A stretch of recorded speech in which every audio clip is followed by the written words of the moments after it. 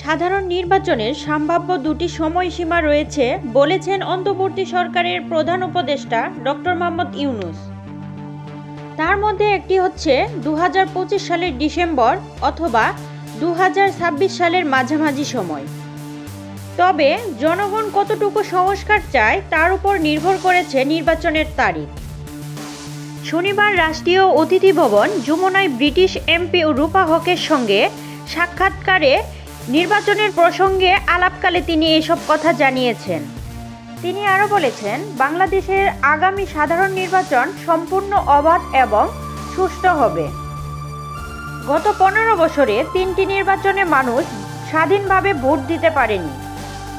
সেখানে ছিল ভুয়া সংসদ, ভুয়া এমপি এবং ভুয়া স্পিকার। দেশের জনগণ এখন তাদের কণ্ঠ ফিরে পেয়েছে, যাদের কণ্ঠ জোরপূর্বকভাবে ছিনিয়ে নেওয়া হয়েছিল। ওই সময় ব্রিটিশ এমপি রূপা হক আগামী নির্বাচনের সম্ভাব্য তারিখ, বাংলাদেশের অন্তর্বর্তীকালীন সরকার কর্তৃক গৃহীত সংস্কারের উদ্যোগ এবং রাজনৈতিক দলগুলোর অংশগ্রহণ প্রক্রিয়া সম্পর্কেও জানতে চেয়েছেন তিনি।